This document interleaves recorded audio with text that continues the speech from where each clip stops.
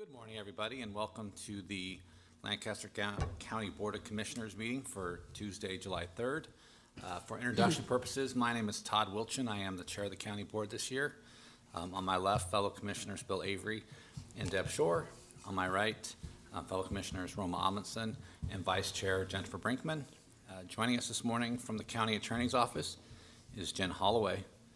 From the county clerk's office, we have the county clerk Dan Nolte and Monet McCollum. From the county board office, we have our chief administrative officer, Carrie Egan, joining us. Now please stand and join me for the Pledge of Allegiance.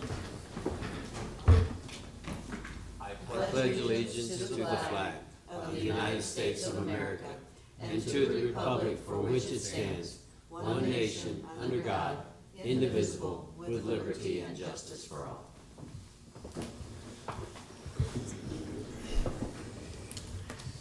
Thank you, everybody. Mr. Clerk, would you please start the agenda? A copy of the Nebraska Open Meetings Act is located on the wall of the rear of the hearing room. Additionally, a copy of our material to be discussed at today's open meeting is available from the county clerk's staff at the front of the hearing room. The material can also be viewed on the county's website at lancaster.ne.gov. Agenda item 1 are minutes. Approve the minutes of the Board of Commissioners meeting held on Tuesday, June 26, 2018. Move approval. Second. Okay, we have a motion and a second to approve the minutes of the last Board of Commissioners meeting held last Tuesday. Any corrections or discussion? I'm hearing none. Mr. Clerk, would you please please call the roll? Avery, Yes. Brinkman, Yes. Shore, Yes. Amundsen, Yes. Wilchin. Yes. Motion carries 5-0. Number 2 are claims. Approval of all claims processed through July 3rd, 2018. Move approval of the claims. Second. Okay, we have a motion and a second to approve all the claims processed through today. Any discussion? Please call the roll. Brinkman, Yes. Shore, Yes. Amundsen, Yes. Avery, Yes. Wilchin. Yes. Motion carries 5-0. Next is number 3, special presentation. Introduction of Angelina Stovall Amos, nominee for appointment to the Lancaster County Extension Board. Karen Wobig, Unit Leader, Department Head, Nebraska Extension in Lancaster County. Good morning. Good morning. Karen Wobig from Lancaster Extension, and with me today is Angelina Stovall Amos, and I'll let her speak a little bit in a second here, but we're just here to ask for your approval to appoint her to the Lancaster Extension Board, and she's replacing Shar Seek, who is no longer able to be on the board. So Angelina, you want to just tell a little bit about yourself? Sure. Angelina Stovall Amos. I am with the Lincoln-Lancaster County Health Department. I've been there for about 5 years now, so pretty well versed in public health.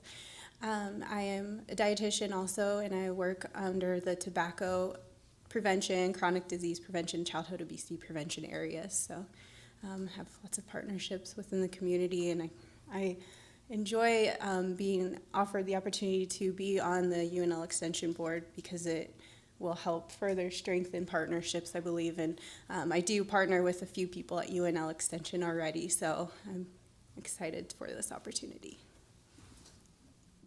Commissioner Amundsen? Yeah, that'll be a great opportunity to work with the extension, to work with the young people and everything, and get your message across. So, welcome. Thank you. Just can you tell us a little bit about your background, like your education and so forth? Oh, sure. So I'm born and raised in Lincoln. I went to undergrad at UNL, and then I did my master's in nutritional sciences. Undergrad was in dietetics. Master's was in nutritional sciences at Oklahoma State University, where I also did my dietetic internship rotation. Impressive. And I actually knew Angelina long time ago. That's kind of how our connection first started, when she was hired on at the county health department to lead the 54321 Go program, I guess. And so at the time I was with the nutrition piece at Extension, and so that's how we first met. And so I've always kind of had her in mind as a possible candidate here in the last couple of years. So glad that she's able to possibly join us. Well, yes, and we appreciate your willingness to serve on the Extension Board. Yeah. There's a lot of connections with the health department and extension. We do a lot in multiple areas, so we're glad to have that Yes. piece on our extension board, so. I think Lincoln is very unique, so we have definitely a lot of ways to push forward some good work through extension. Any other questions?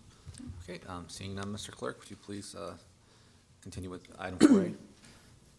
This is appointment of Angelina Stovall Amos to the Lancaster County Extension Board to replace Shar Seek, who resigned effective April 13, 2018, with a term ending December 31st, 2020. Move approval. Second? Okay, we have a motion and a second to appoint Angelina Stovall Amos to the Lancaster County Extension Board. Any discussion? Seeing none, Mr. Clerk, please call the roll. Shore, Yes. Amundson, Yes. Avery, Yes. Brinkman, Yes. Wilchin. Yes, Motion carries 5-0. Thank you. Thank you. thank you.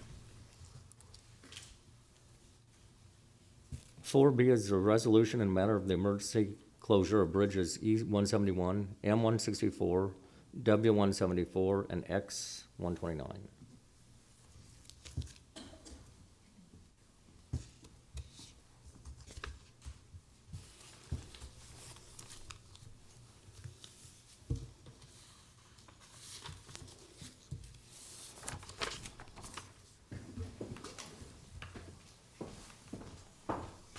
Pam Dingman, Lancaster County Engineer.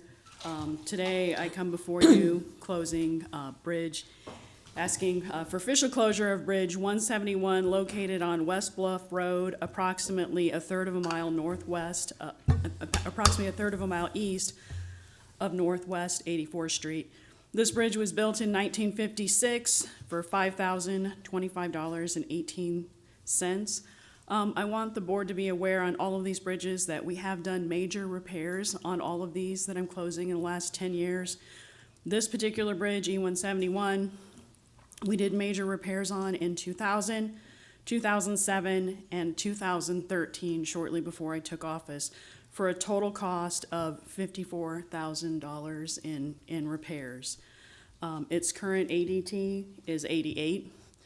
Bridge M-174, located on Northwest 112th Street, a half a mile north of O Street, was built in 1968 for $7,740.49. It had major repairs in 2007 at a cost of approximately $36,000. It has an ADT of 56 cars a day, taken in 2011. Bridge W-174, located on Pella Road, approximately a tenth of a mile east of Southwest 14th Street, was built in 1961 for $2,476.78. Major repairs were done to this bridge in 1994, 2001, and 2012 at a cost of $30,000. This bridge has an ADT of 21. The three bridges that I've just talked about all have a similar type of construction, which is the H-beam timber pile backwall bridge. We know that these bridges are very susceptible to scour and being eroded behind the planks or to bridge plank failure. In addition to the three bridges I've already mentioned, I'm also recommending closure of Bridge X-129. X-129 is located on Panama Road, about a tenth of a mile east of 54th Street. It was built in 1963, and it was given to us by the Army Corps of Engineers at no cost. This bridge has had major repairs in 2002 and in 2014 at a cost of $31,000. It has 260 cars a day on it.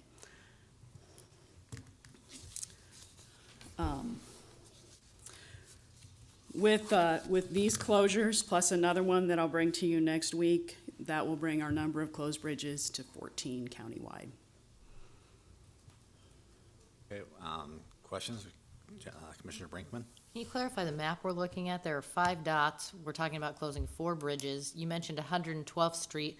There are 2 extra dots on the map that we haven't discussed.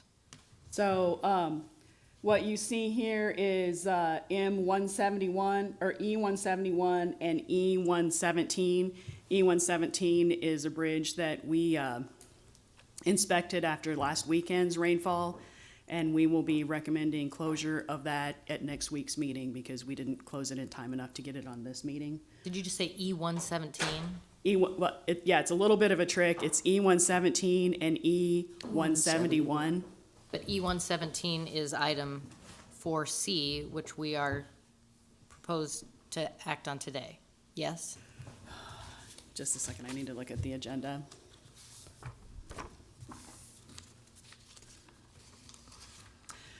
E117 is one that we are approving the contract for replacement in the next item, yes. But we're not proposing closure of that structure. This is a construction contract, is item C. Okay. I think the map is both the closure and the construction. Well, it could be used as both. I think the bridge engineer, when he prepared this exhibit for me yesterday, I was out of the office for a funeral, added all the bridges that we were closing. So, and we just want to be transparent in that this is not the end of the closures, unfortunately. Okay, so Commissioner Shore and then Commissioner Amundson. I'm going to follow up on Jennifer's question because the email we received this morning says that we are going to be closing E1117, and that's when you said you were going to do next week because it wasn't on here on time.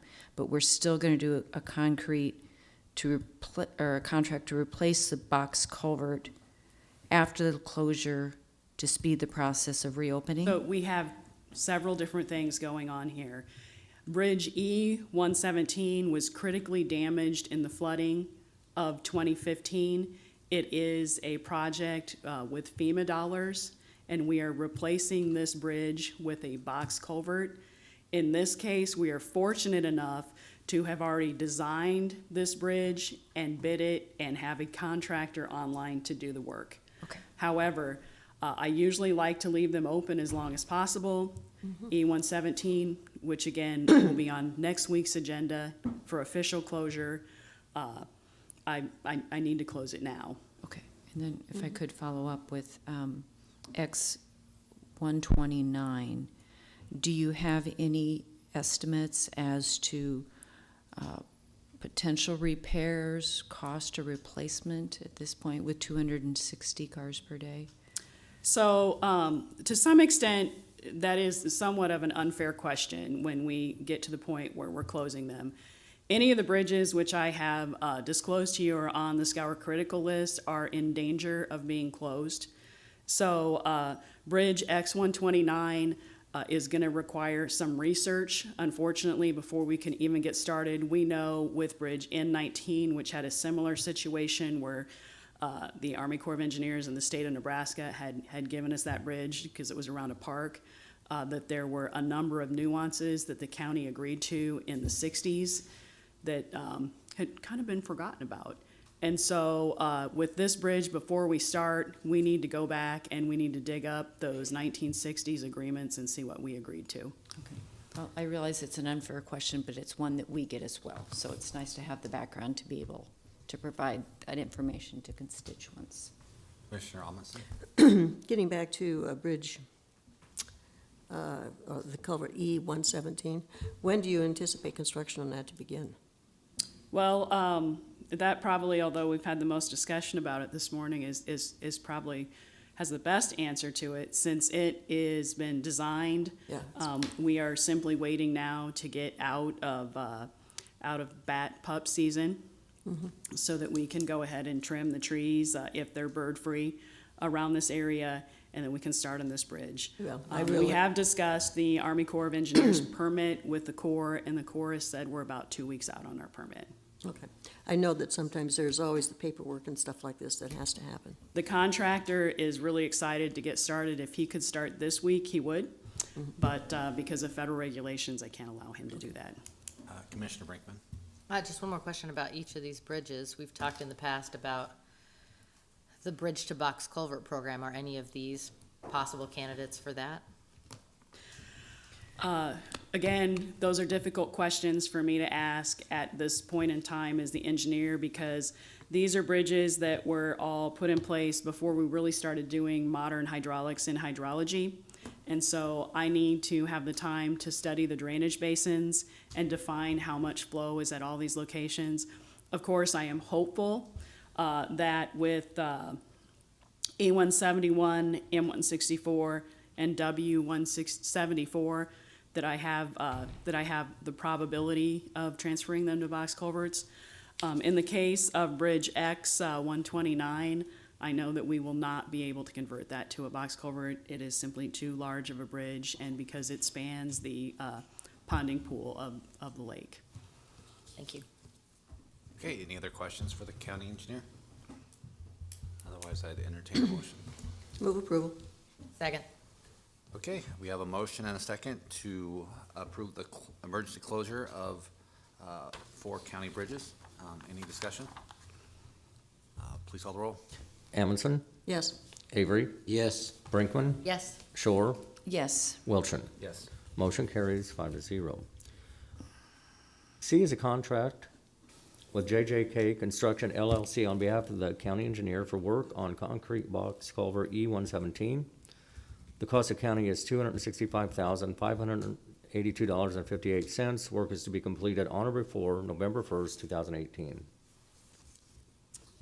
Pam Dingman, Lancaster County Engineer. So, I believe we've already talked about this bridge at length. This is a bridge to box culvert. We do expect to be reimbursed for part of this cost with FEMA funds. This was a bridge that was damaged in the flooding of 2015. And unfortunately, with the number of bridges that we had to work on, it's taken us till now to get it designed and bid. Any questions for the county engineer? Commissioner Brinkman? In the information provided, there was an addendum that indicated that we would allow winter construction of this bridge, but according to this contract, are you saying they will definitely be done by November 1st? So we did put that addendum out there, and this particular contractor is ready to start with the bridge. How the contract is written is once they come onto the site, they have 30 days to finish this particular structure. And so we're hoping that if we can get him on in August, we can get this bridge back open. It is going to be problematic for the people in this area, having 2 bridges that are so close to each other that are closed. There is also a large subdivision near this bridge, and so I know that it is important to emergency services, and it is also important for school routes. And so we're gonna push to get this bridge back open as quickly as we can. So is it possible for you to let us know as soon as the contractor starts? Because I assume as a contractor, if they have other projects, this addendum allows them to go ahead and push back the start date if they want to?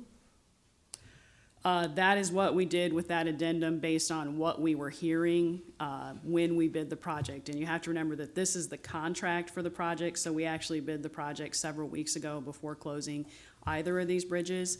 We know that if we give the contractors a little more time to get in there, that they can schedule it, and we often get much more aggressive pricing. If you could give us an update when they start, that would be helpful. Sure, we can do that. Any other questions? I'd entertain a motion. Move approval. Second. Okay, we have a motion and a second to approve the contract with JJ Construction. Any discussion? I would just point out, and you mentioned it, Pam, that this bridge was critically damaged 3 years ago, and it's taken 3 years to get the funding from the federal government and the state to make the necessary, or to replace the structure. And so I think it demonstrates how complicated it is when you deal with a disaster declaration and some of the problems associated with receiving that funding. With that, Mr. Clerk, would you please call the roll? Amundson, Yes. Shore, Yes. Brinkman, Yes. Avery, Yes. Wilchin. Yes. Motion carries 5-0. D is a recommendation from the purchasing agent and county engineer to award a contract for concrete box culverts G111 and G144 to TCW Construction. The total cost is $377,025.15. Pam Dingman, Lancaster County Engineer. Box culvert G111 located just west of 112th Street on Elbow Road. And bridge G144 located on Bluff Road in between 27th and 40th Street. Are bridges that we had previously contracted with another contractor that we have put out for bid now in order to get them complete. This bid is somewhat higher than the original bid. However, these are people who have been living with these bridges being closed for a long time. This is conversion of both of these structures to a box culvert, which I believe will last us 100 years, so. Any questions for the county engineer? Commissioner Brinkman? I believe last week we approved a paving project. Was it along North 27th Street in this industrial area It was. where we had some emergency issues? How will that be coordinated with the work on Bluff Road, or will it? So the paving project that we added to our paving, our 2018 paving, actually was at 70th and Arbor. Okay, So it's a completely different area than this area. thank you. This bridge is currently closed. It's in front of the Catholic Church's Good Counsel facility. It is important because there are residents there to get this structure back open for them. And can you tell us exactly when it was closed and for what purpose? I mean, I think I remember, but Right, so this bridge was closed, again, approximately 2 years ago. Both of these bridges were closed. And these bridges were also damaged in the flooding of 2015, but they weren't damaged enough at the time for us to get any funding for them. And so what happens is they kind of exponentially go downhill after they've been hit by one of these floods. We did try to stabilize them, and we couldn't make it with either one of them. In particular, Bridge G144, and the commissioners may recall, I did get a lot of heat for closing these particular structures. Bridge G144 did actually partially cave in after we closed it, not under traffic. And so I want to emphasize to the public that I don't close these bridges lightly, and that we have had bridge failure after closure. okay. Any other questions?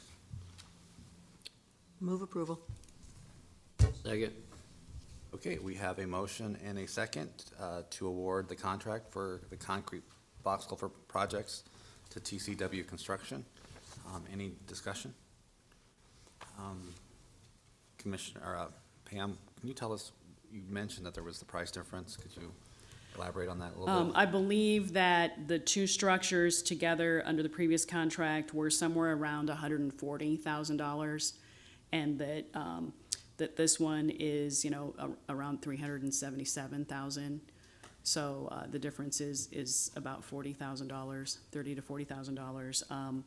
I was a little nervous with this one because we bid it and we did not allow this one to go through the winter for winter work, mainly because I wanted to get these structures open for the people around them. I actually expected these bids to come in maybe 40 or 50% higher instead of 10% higher. Yeah. Any other questions? Seeing none, Mr. Clerk, please call the roll. Shore, Yes. Brinkman, Yes, Avery, Yes. Amundson, Yes. Wilchin. Yes. Motion carries 5-0. 4E is a contract between Company Care, Lancaster County, and the City of Lincoln for employee medical exams on an as-needed basis. The cost of county is $16,500. The term of the agreement is 1 year from the date of execution by all parties. Move approval? second. Okay, we have a motion and a second to approve the contract with the Company Care. Any discussion? Please call the roll. Brinkman, Yes, Avery, Yes. Amundson, Yes.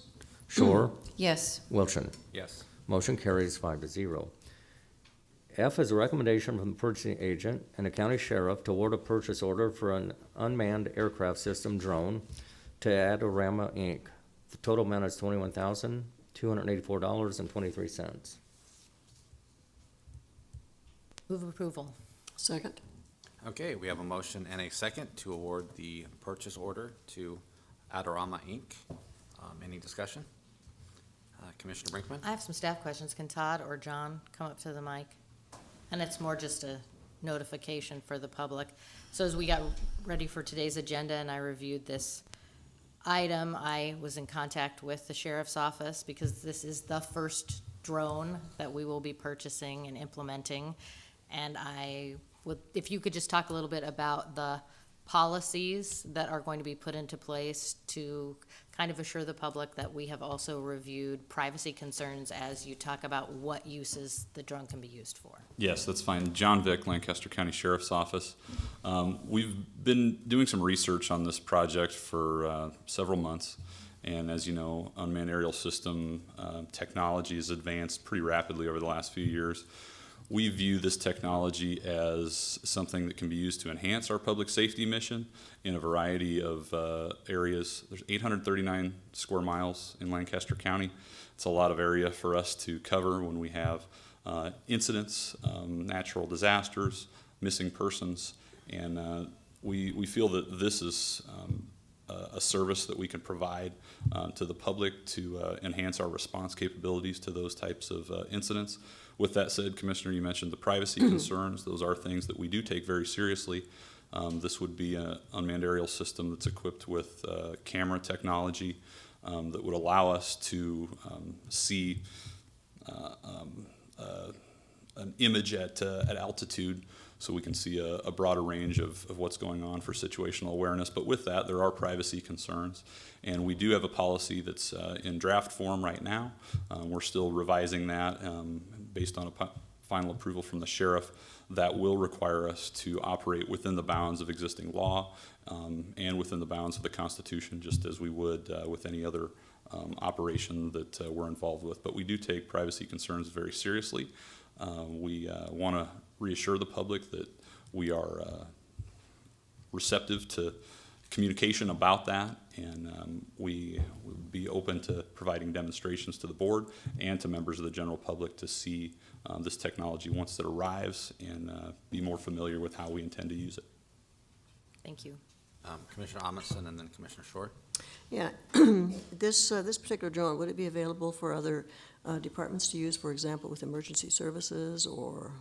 As we cooperate with other agencies right now with equipment we have, I would envision this technology playing a role in that process as well. We employ the team concept when it comes to flooding disasters, when we're looking at responding to roadways, or when we have other major incidents or things that we can help other agencies. We hope to be able to share that to the extent that we're able.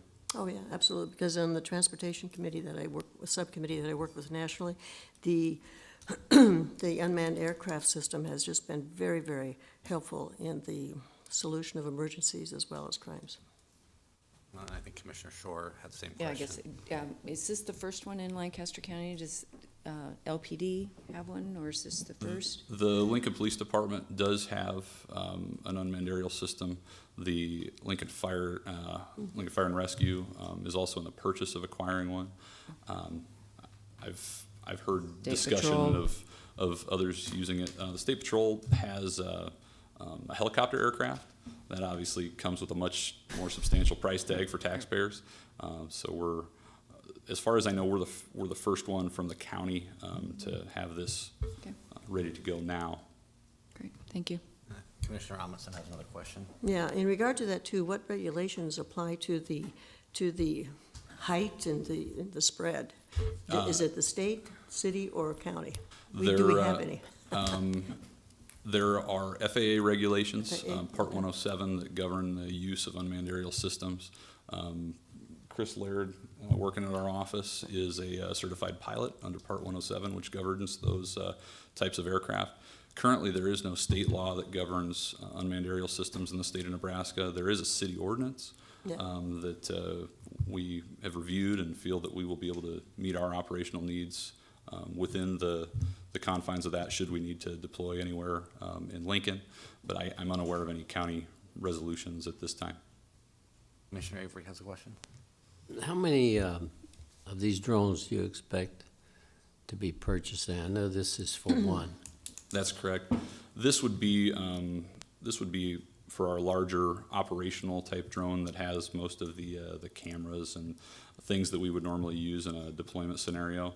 We have considered options of purchasing a smaller unmanned aerial system in the $1,000 to $2,000 range that would enable us to do more training and not use a larger aircraft than we need to, but still keep our staff trained and efficient.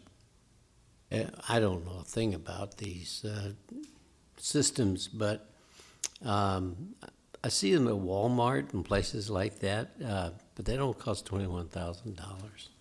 Yeah. So explain a little bit about why is this so expensive, and for a few $100s I can get one retail somewhere. Well, we are obviously looking to deploy this in a professional environment, and although we're a nonprofit government entity, we're basically the equivalent of a commercial application. So just as you would find commercial equivalents of retail products, this is much the same.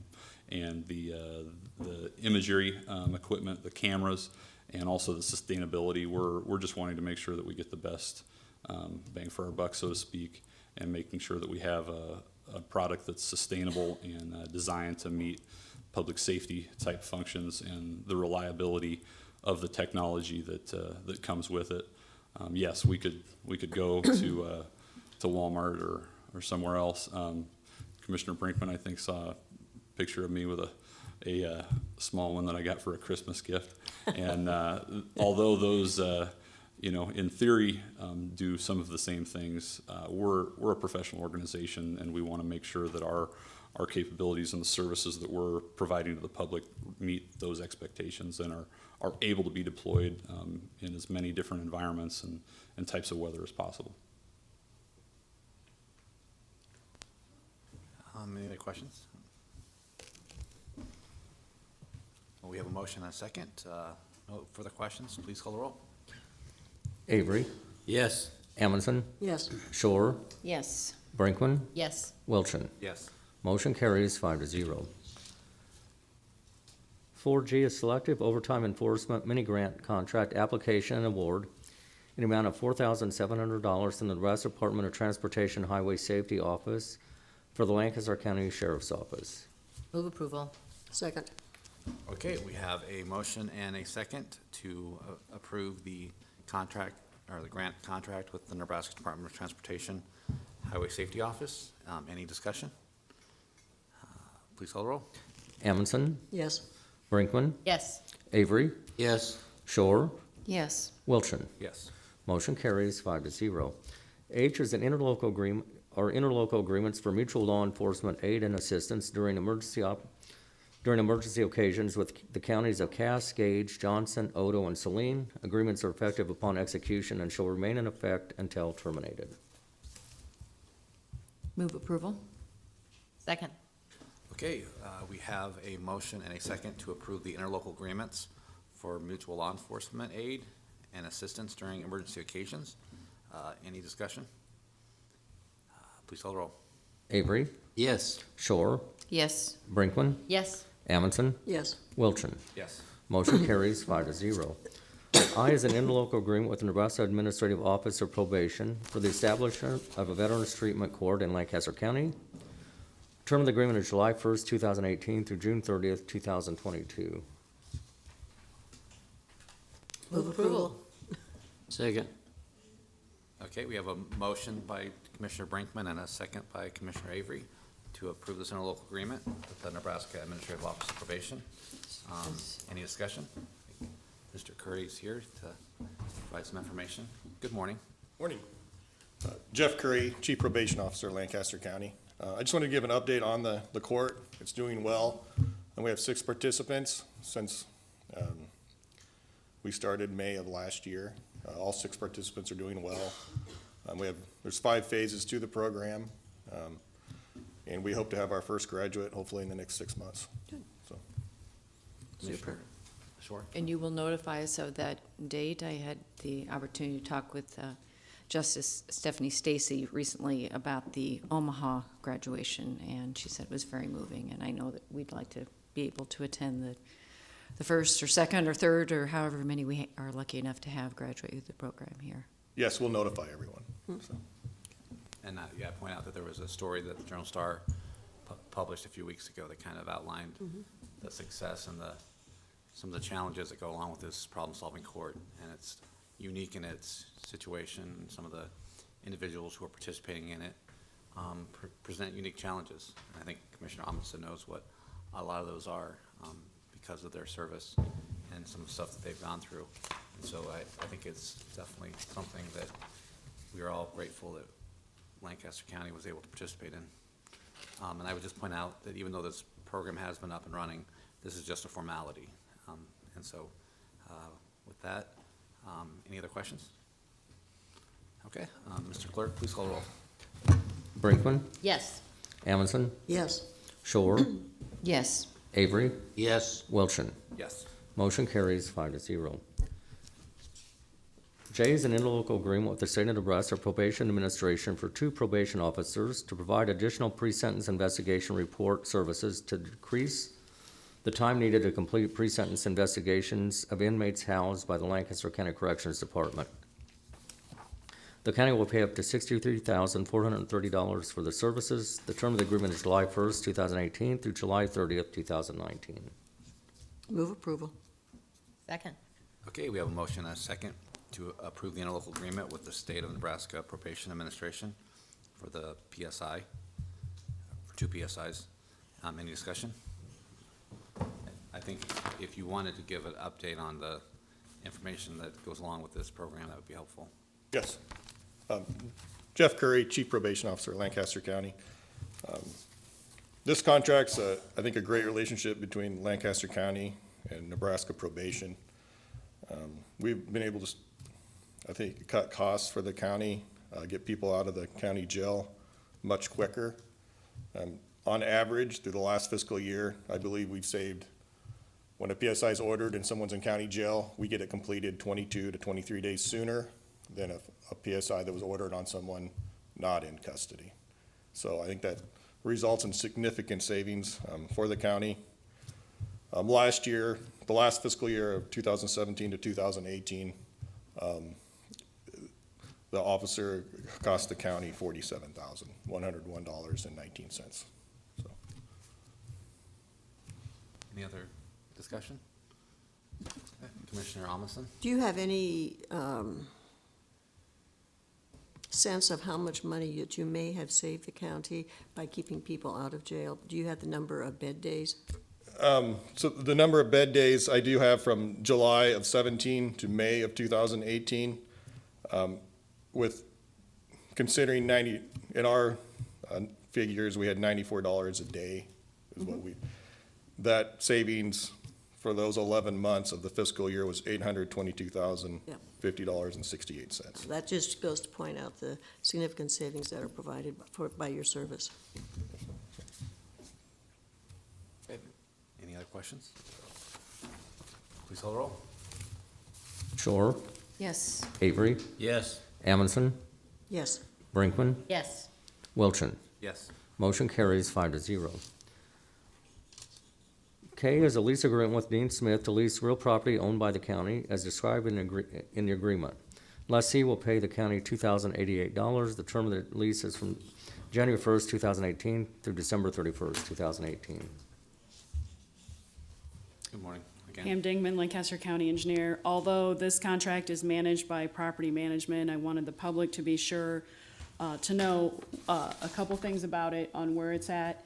It is located just north of I-80 and just west of 134th Street. And people may say, why does the county own a piece of land here? And the reality is that this piece of land is under corridor protection for the East Beltway.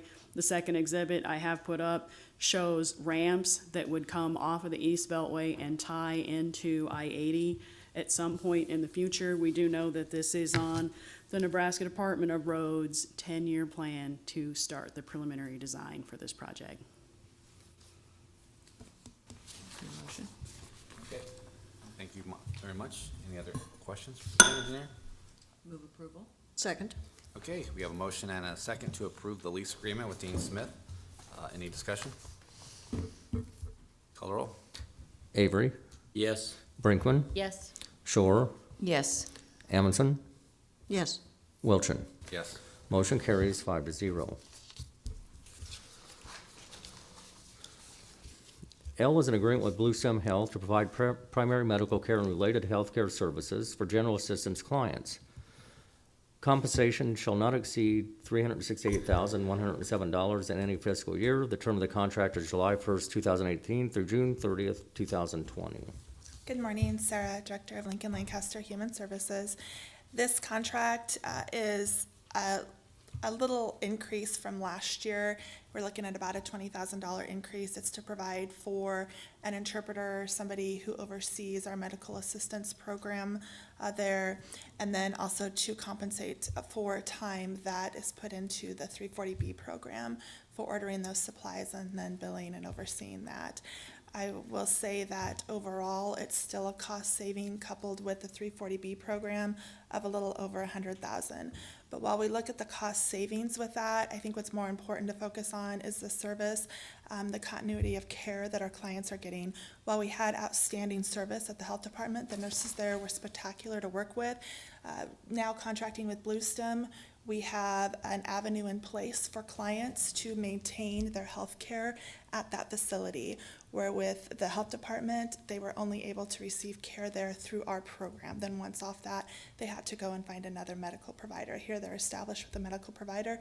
Additionally, we have integrated care at that facility, so they can see Lutheran Family Services there while they're there getting medical attention. Point out the Lutheran Family Service component is behavioral health. Yes. Right. Okay. Any questions for Ms. Well? Move approval. How? Second. Okay, Commissioner Amundson made a motion to approve, and Commissioner Brinkman seconded the motion to approve the contract with the Blue Stem Health. Any discussion? Please call the roll. Brinkman, Yes. Shore, Yes. Amundson, Yes. Avery, Yes. Wilchin. Yes. Motion carries 5-0. M are grant contracts funded by the Joint Budget Committee for the period of July 1st, 2018 through June 30th, 2019 with the following. Community Action Partnership of Lancaster and Saunders Counties in the amount of $127,092 for the Basic and Emergency Needs Program. People's City Mission, amount of $40,000 for the Family Shelter Program. Okay, and here today with me for agenda items M and N for Community Action Partnership, Michelle Martinez is here to share information on that. And then Amy Pappas with the People's City Mission. And then for the next agenda item, Karen Baldanzi with the YWCA is here. Good morning. Good morning. Morning. Community Action is a nonprofit agency that was established in 1965. Our mission is we empower people living in poverty to reach economic stability. In order to do so, we offer 17 distinct programs in 4 core program areas. The programs that are funded through JBC funding fall under our homeless prevention impact area. They are emergency services, which is assistance with rent for those who have an eviction notice, assistance with deposit for those who are verifiably homeless, and assistance with utilities for those who have a disconnect notice or their power's already been turned off. The second program is our supportive housing program. That is a program for homeless families. They are coming either from street, shelter, or fleeing domestic violence, and they are able to come into our program. They have up to 2 years to work with a case manager. We provide a rental subsidy, and work on budgeting, work on goal setting. And like I said, it's up to 2 years for the family to stabilize and then transition into permanent housing once they leave our program. Our third program that is funded by JBC is our Representative Payee program. That is for individuals who are receiving Social Security, either SSI or SSDI, who have been deemed unable to manage their own resources. So they are able to have their benefits deposited into a bank account with Community Action, and we actually pay their bills. And we are working with them as they're in to work on a budget and to work on, the ultimate goal is that eventually they will become their own payee. Make sure I'm not missing a Yeah, program. can you give us just a number of how many clients you serve under that program? Under the payee program, currently we are at 37, and we do have openings. So if anyone knows of anyone that needs the service, we would like to grow that program to 50.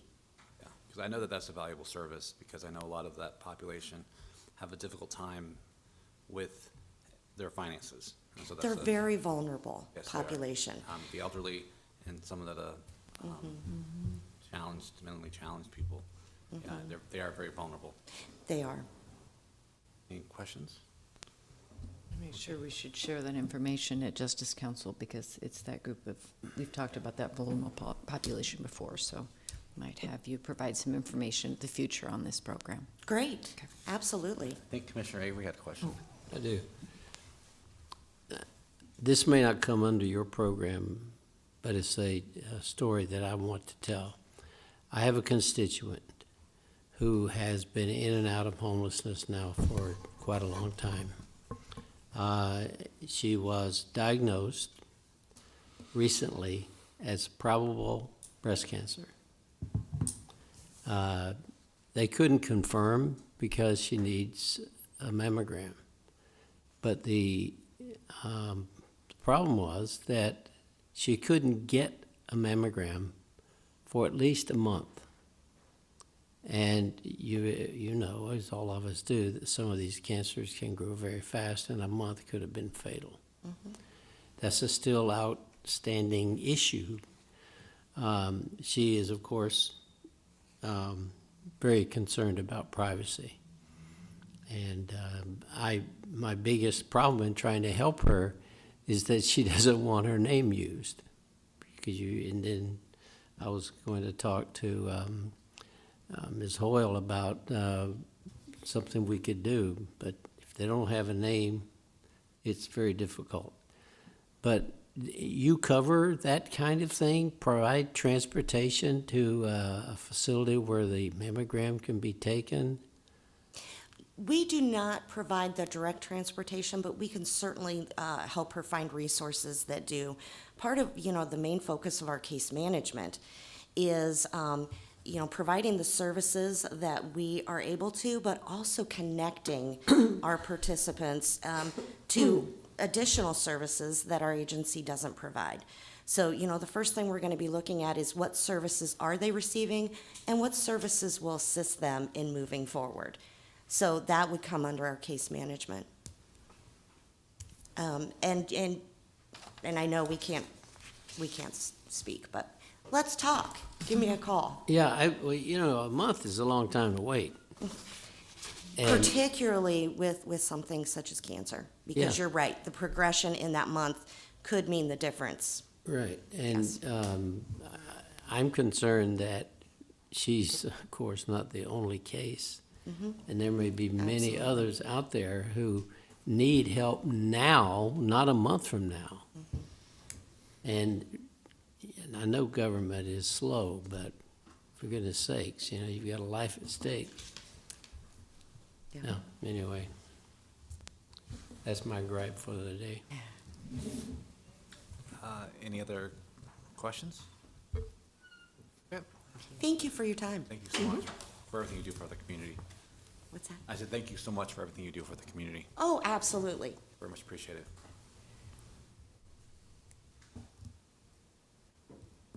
Good morning. I'm Amy Pappas with People City Mission. I'm Vice President of Operations, so I oversee the shelters. particularly the women and the family shelter that we're talking about today. The mission was established in 1907 by a group of churches in town trying to help end homelessness. And over the course of the years, we've gone from off of 9th and O Street over to our current location at 110 Q Street. Currently, the Family and Women's Shelter is housing about 138 women, children, and 4 single dads we have right now.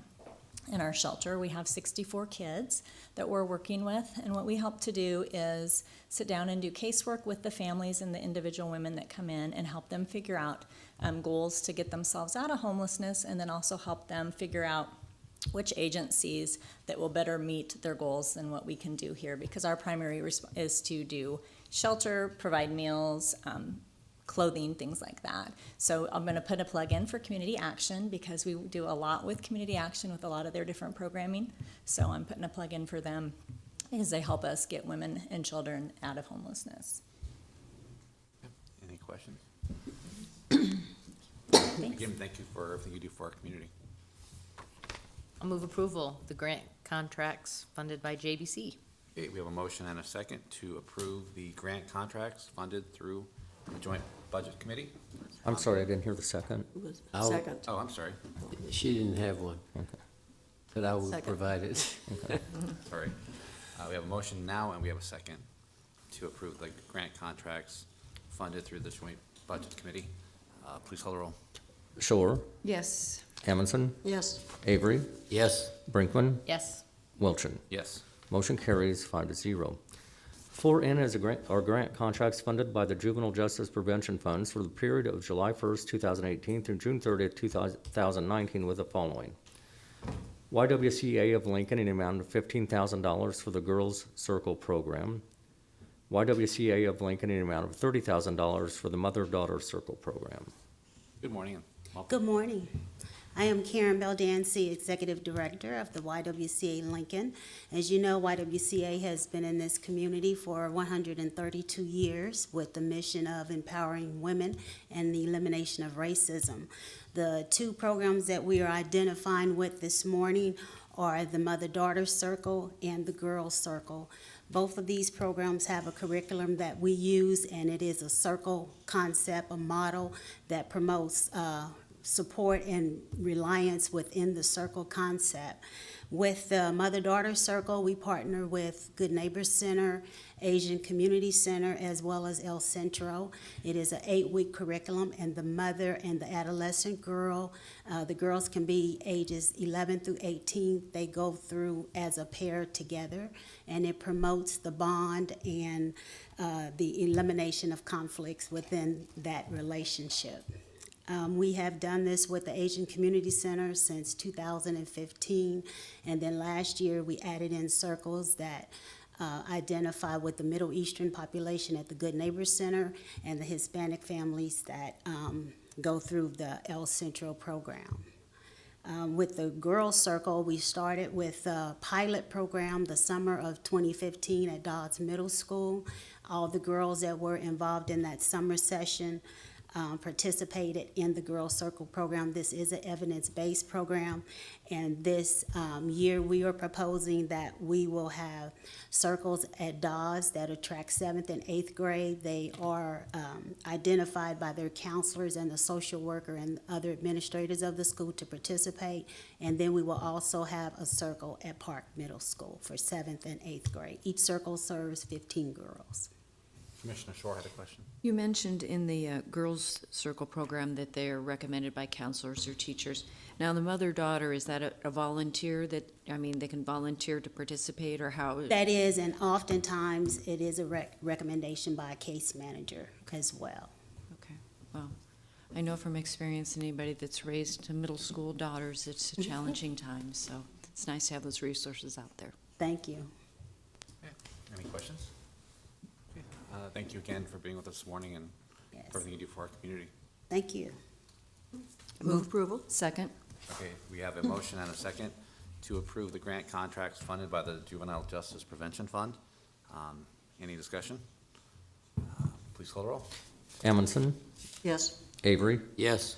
Brinkman, Yes. Shore, Yes. Wilchin. Yes. Motion carries 5-0.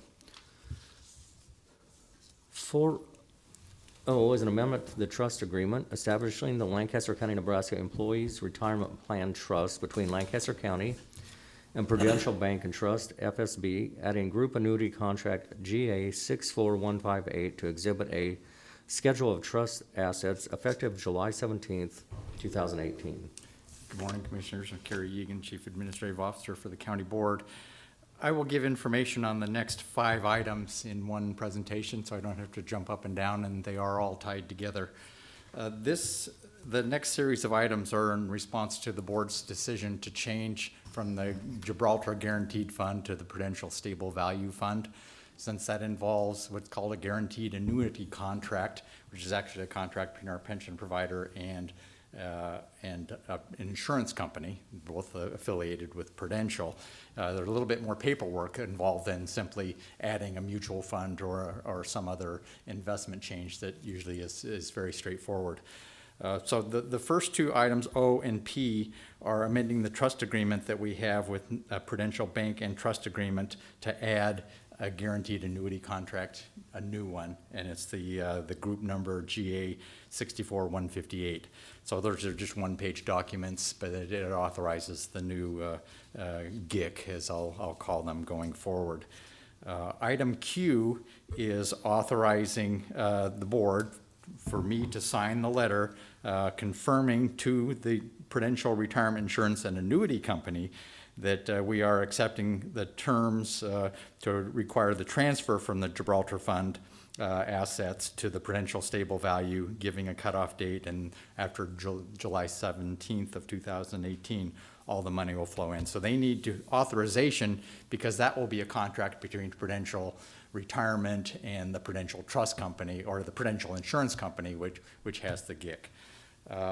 Item R is a collective trust agreement, which is the stock document that governs our 457 plan and retirement plan with Prudential. And again, it's authorizing the guaranteed annuity contract change. And then item S is, again, authorizing me to sign a letter which tells Prudential that they can enter into a new group annuity contract with the Prudential Insurance Company. Only insurance companies can do these guaranteed annuity contracts because it does involve a guarantee. So they must be an insurance company. Doug Sear and I probably spent multiple hours reviewing these documents. The email originally arrived on June 6th, and as late as yesterday, we were still talking with Prudential to make sure that we understood all of the terms and conditions of these documents. So through Doug, we have had extensive legal review, and we do feel that the documents are in order and we're in the position to make this move. So I'll entertain any questions. Any questions for Mr. Egan? You were a part of this process all along, where you were participating in the development of these new arrangements? I participated in the review of the documents. Both Doug and I independently reviewed the documents. The documents, of course, were produced by Prudential and provided to us on June 6th for our review. When we originally contracted with Prudential in January of 2009, we had similar contracts for all the GICs and them as the investment provider, or the investment, not advisor, but the provider and the record keeper and all those other agreements. So these are basically amending that original stack of agreements. Was, well, about that thick probably. So it's been a very extensive process, and Doug has literally spent hours on it, as have I. So you're comfortable with what's been produced? Yes, very comfortable. And we've bickered with them. We got them to change the applicable law from New Jersey in one case to Nebraska, and Connecticut in one case to Nebraska on portions that we could. Some of the trust agreement language still is governed by the law of Connecticut, but and there were a few other small changes and some typos and things that we cleared up. So we went through it line by line, and we are confident it'll accomplish what it's intended to do, which is change from Gibraltar GIC to the new Prudential Stable Value GIC. It's quite a process. Well, frankly, I've always been impressed with the way you and Doug have handled this, because I know it would require at least a semester in the classroom for me to catch up with what you guys know. Well, it's challenging, but it's extremely important to, we're talking about a $47 million transfer here with the guaranteed money, and it's for the retirement of our employees. So it's of the highest priority, and as the board, you are acting in a fiduciary capacity, so we take it very seriously. We appreciate that. So just to clarify, for laymen, that we have what will happen is, if there was a loss in the guaranteed program, the claim would be made to the trust company, and then the trust company would make the plan whole again? Well, the agreement between Prudential Bank and Trust and the insurance company is that they will invest in the guaranteed annuity contract. The only guarantee on this, it's a little bit of a misnomer, is that you will not lose money. Right. And they're able to do that because they are an insurance company. We wouldn't be involved in any of that processes. They state a rate every quarter. We switched, of course, to the new one because the underlying holdings of the stable value fund are shorter, and as interest rates are going up, and we had a rate increase a couple weeks ago, their assets turn over quicker and they're able to raise the return quicker. So Right, that's why we moved from Gibraltar, but we wouldn't be any part of that process, and it's the insurance company that's making the guarantee that you're not going to lose money. Right, so the plan is there's no guarantee that they're gonna return a profit. The only guarantee is that there won't be any loss. So if the plan does lose money, then the claim will be against the trust company. It'll be against the insurance company. Right, okay, By the trust company, yes, acting as trustee for our employees. right, It's very complicated. Layman's terms. yes. Okay, any other discussion? Please call the roll. I don't have a motion yet. Yeah, sorry, we don't. I will move approval of item O. Second. Okay, we have a motion and a second to approve the amendment to the trust agreement for the Lancaster County Employee Retirement Plan Trust. Any discussion? Please call the roll. Avery, Yes? Brinkman, Yes. Shore, Yes. Amundson, Yes. Wilchin. Yes. Motion carries 5-0. P is an amendment to the trust agreement establishing the Lancaster County, Nebraska 457 Deferred Compensation Plan Trust between Lancaster County and Prudential Bank and Trust, FSB, adding group annuity contract GA 64158 to Exhibit A, Schedule of Trust Assets, effective July 17th, 2018. Move approval. Second. Okay, we have a motion and a second to approve the amendment to the trust agreement establishing the Lancaster County, Nebraska 457 Deferred Compensation Plan. Any discussion? Please call the roll. Brinkman, Yes. Shore, Yes. Amundson, Yes. Avery, Yes? Wilchin. Yes. Motion carries 5-0. Q is authorizing Carrie Egan, Chief Administrative Officer to the Lancaster County Board of Commissioners, to sign the letter from Prudential Retirement Insurance and Annuity Company dated June 4th, 2018, confirming Lancaster County's acceptance of the terms in connection with Lancaster County's request to transfer Gibraltar Fund assets to the Prudential Stable Value Fund for the Lancaster County, Nebraska Employee Retirement Plan and the 457 Deferred Compensation Plan. Move approval. Second? Okay, we have a motion and a second to authorize Carrie Egan to sign the letter from Prudential Retirement Insurance Annuity Company. Any discussion? One Commissioner correction. Avery? There is no indication that Carrie Egan is the one who will sign this in the motion.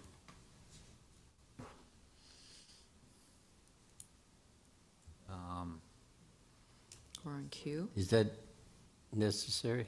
Well, I don't know, I think if you're approving item Q, it's It's inherent to inherent. authorizing you to sign a letter, so I defer to the attorney. Yeah, this would be like any time you guys are authorizing someone to sign, it might not necessarily say that, just like Carrie said, in the language, it's inherent that you're giving him the ability to sign this. I just want to make sure we don't give him too much power. We'll dial it back next time. He gets to sign 2 letters this week. We're good. Okay, any other discussion? Please call the roll. Shore, Yes. Amundson, Yes. Avery, Yes? Brinkman, Yes. Wilchin. Yes. Motion carries 5-0.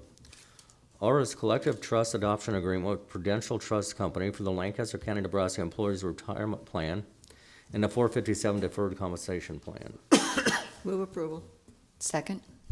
Okay, we have a motion and a second to approve the collective trust adoption agreement with Prudential Trust Company. Any discussion? Please call the roll. Amundson, Yes. Avery, Yes. Brinkman, Yes. Shore, Yes. Wilchin. Yes. Motion carries 5-0. 4S is authorizing Carrie Egan, Chief Administrative Officer to the Lancaster County Board of Commissioners, to sign a letter from Prudential Bank and Trust, FSB, dated June 22nd, 2018, affirming the county has authorized Prudential Bank and Trust, FSB, as a trustee for the Lancaster County, Nebraska Employees Retirement Plan and the Lancaster County, Nebraska 457 Deferred Compensation Plan, to take all actions necessary to apply for and enter into a group annuity contract with its affiliate. Move approval. Second? Okay, we have a motion and a second to authorize Carrie Egan to sign the letter from Prudential Bank and Trust, FSB. Any discussion? Please call the roll. Amundson, Yes. Shore, Yes. Brinkman, Yes. Avery, Yes. Wilchin. Yes. Motion carries 5-0. Number 5 are consent items. 5A are amendments to the following contracts for annual services, used oil collection services. The amendments renew the contracts for an additional 1-year term beginning July 12, 2018 through July 11, 2019. The cost of county shall not exceed $2,500 for all contracts, and this includes County Contract C-16-350 with Jebro Incorporated and County Contract C-16-349 with TSO. B is an amendment to County Contract C-17-541 with Voices of Hope for the Coordinated Response Reducing Violence Program. The amendment extends a contract for 1 month beginning June 1st, 2018 through June 30th, 2018. C are right-of-way contracts with the following: Mildred J. Sabota Trust, Southwest 100th Street and West Whitsock Road, in the amount of $433. Stephen and Sue Schulke, North 180th Street and Alva Road, in the amount of $3,492. Gary and Lilo Johnson, North 180th Street and Alva Road, in the amount of $1,855. Move approval of the consent items? Second? Okay, we have a motion and a second to approve the consent items. Any discussion? Seeing none, Mr. Clerk, please call roll. Shore, Yes. Brinkman, Yes. Avery, Yes. Amundson, Yes. Wilchin. Yes. Motion carries 5-0. Number 6 is public comment. Those wishing to speak on items relating to county business, not on agenda, may do so at this time. Okay. Anyone in the audience wishing to speak on an item not on the agenda but related to county business? Seeing none, Mr. Clerk, would you please proceed with the announcements? The Lancaster County Board of Commissioners will hold a staff meeting on Thursday, July 5th, 2018 at 10 a.m. in the Bill Luxford Studio of the County City Building. The Lancaster County Board of Commissioners will hold its next regular meeting on Tuesday, July 10th, 2018 at 9 a.m. in Room 112 of the County City Building, with the Lancaster County Board of Equalization meeting immediately following.